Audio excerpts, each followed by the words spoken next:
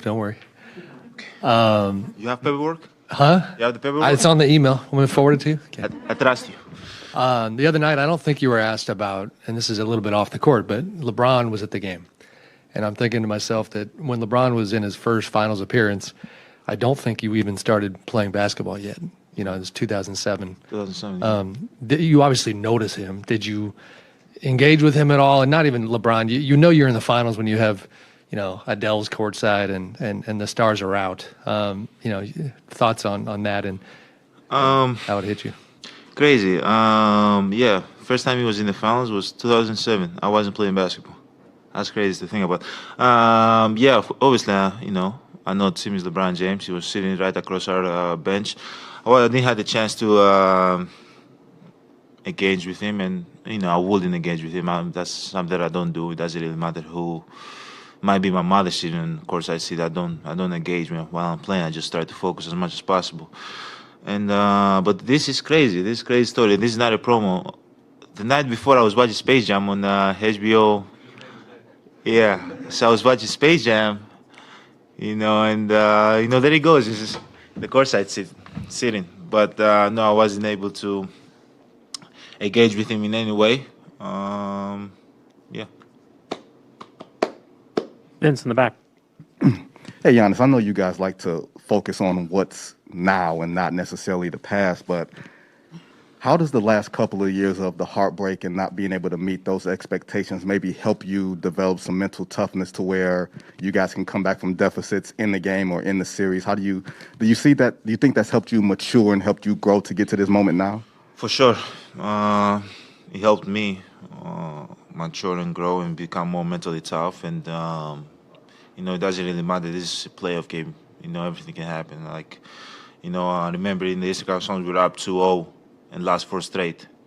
You know, and I'm trying to think what was the mindset of the other team. You know, leaving Milwaukee down 2-0, and now they're thinking they got to go back home, protect home court, and, you know, then come back here, get one. And then, you know, I'm just, you know, trying to think what they did, you know, and try to learn from, you know, our mistakes and our failures as much as possible. I don't focus in the past. I try to learn from it and move on. And I think it helped me throughout my career. You know, when we're down 2-0, they did it. Why cannot we cannot do it? You know, kind of thing. And or when we're up 2-0, finish. You know, get the job done. And one thing that I think I've learned personally in the playoffs, like, I think early in my career, I was like getting too high, too low. You know, we played a good game. I was so, you know, so happy, you know, because like you feel the intensity from the crowd, the fans cheering and all that, and how, you know, the trip back home, or like if we were in a flight or whatever the case might be, we were here at home, playing at home, how I felt good going back home. And I was getting like too high. And when we lost, I felt like it was the end of the world. And I feel like this year, lose or win, that did not happen. Like I was the same kind of guy. You know, I just live with whatever outcome comes, you know, because I believe that, you know, I'm supposed to be, you know, be there in that time and place. So I don't really worry about the outcome. But I think that's one thing that we've done as a team, knowing that being up 2-0, finish, like close our games, being down, it doesn't really matter. We got to figure out the way to win and never get too high, never get too low. You know, you make 6 threes, doesn't really matter. The next game, you make 0, and I feel like we've moved on really, really good. And if Chris does it, if Coach does it, if Drew does it, you know, I feel like the rest follow. Lori? 2 quick questions, if I could. First of all, how hard was it for you to become the vocal leader? And what I mean is you've always been popular and well-liked team guy. So to get on somebody or to tell somebody, hey, you needed to be here at this position or whatever, that's different. You put that popularity at some risk, but you've been more vocal this year. Was it tough, or have you invested in your reputation? You can do that now because the guys know who you are? That's the first question. To answer your question, Laura, like, I don't care about being popular and being the most popular guy, and I don't care at all if I could be the least popular guy on the team and just come here and do my job and go back home. I'll take that. It doesn't really matter. But I feel like when you play to win, that comes easier. Early in my career, I was really quiet, and obviously of the language barrier, it was harder for me. I felt like kind of like I'll say the wrong thing, I'll say something stupid, so I just chose not to talk at all. But now it's a little bit easier for me. I can get a lot better, and I think Chris and Drew and guys and PJ and coach have helped me like be more comfortable with that. But yeah, I think early in my career was the language barrier. I felt like I say something stupid, but then I realized like I'd rather say something stupid than not say nothing at all, and throughout the journey, throughout my career, guys helped me with, especially Chris. Like he was like, talk, say something, like PJ that I've been with him for like 2 or 3 months now. He's like pushing me to talk. George Hill helped me a lot with it. Guys throughout my career helped me a lot with it, but I can get a lot better. And I know you're a family guy. Did I see this? Isn't Mariah expecting? Is she in her third trimester? Are you dealing with that too at home, or is this all? Yes, she's expecting. She's going through this pregnancy alone right now. No, I'm joking, but no, she's expecting. She's healthy. She's fine. She's at home. Everything's going well. Brian? That's great news. Thank you. I guess in the 7 months of the season, quite a bit of it, we had no fans, only a few fans, whatever. And now tomorrow you might have here, 20,000 inside, 20,000 outside. I had lunch with Sam yesterday. The waiter was saying they don't even know how they're going to get to work. It's going to be so crowded here tomorrow. What does it mean to you to not only be at this stage, but to be at this stage where Milwaukee can actually enjoy it if it happens? Because we didn't know if that was going to be the case a couple months ago. It's going to be amazing. Hopefully we can, focus on what we got to do, be in the present, compete as much as possible, play good basketball, and be the team that wins at the end. And hopefully we can enjoy it with our family and with the fans, and that they can enjoy it also. I feel like it's something that you can feel the excitement in the city. And last time we were in the NBA Finals was 1974. And it's been a while, so I'm happy that the fans are enjoying it. There's 20,000 people in the arena, 25,000 people outside the arena. But we got to focus. We got to do our job, and then they can do their job celebrating at the end. But we got to do our job first. So we got to be in the present as much as possible. I cannot focus in celebrating. I can't focus in that right now. Because I feel like you get too ahead of yourself. We got to focus in. I got to focus right now. And then when the game comes tomorrow, focusing is possession at a time. Possession at a time.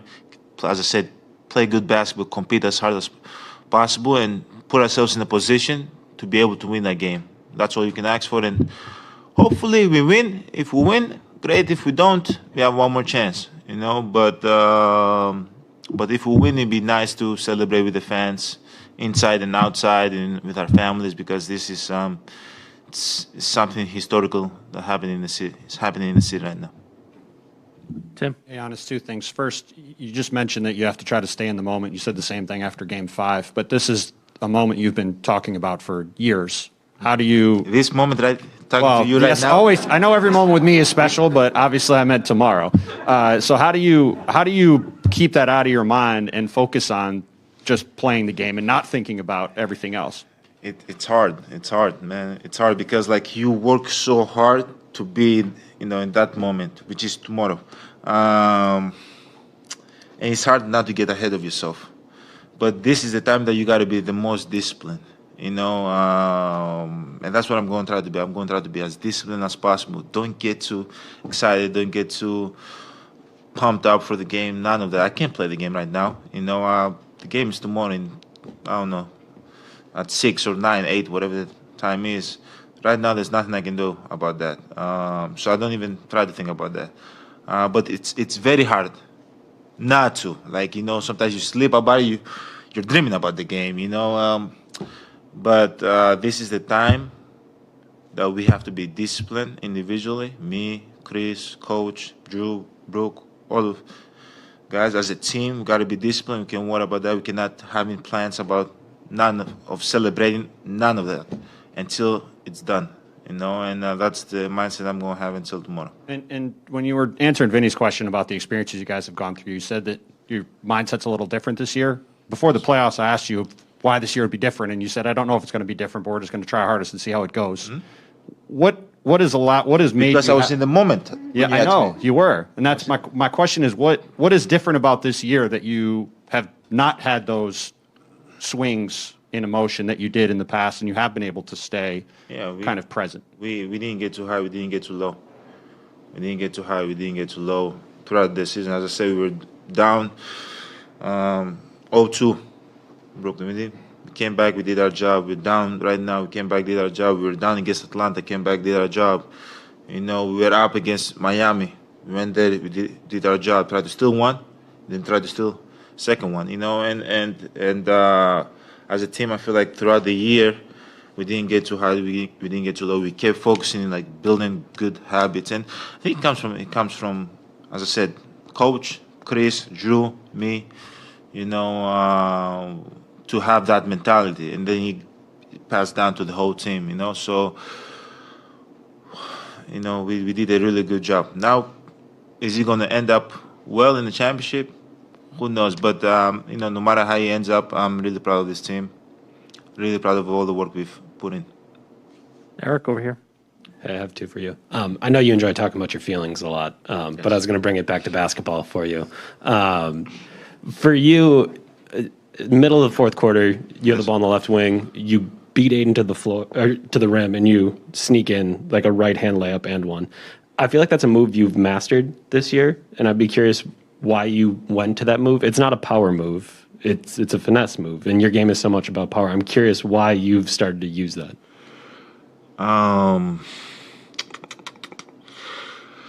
That's what my instinct said at that moment. It wasn't like premeditated. I just caught the ball, saw the angle, saw the space, was able to sneak one in. But my game is not power. Come on now, my game is speed. Fast. No, I'm joking, but as I said, I saw the angle, I saw the space, and it's kind of hard to like move your feet from here to here. It's kind of hard to change your angle when you're defending. It's hard for me, so I know it's got to be hard for him. So that's why I was able to sneak one in. So that's not something like you spent the offseason working on or anything like that? Like it feels like you've done it before, but it's more often now. Yeah, I didn't spend the offseason.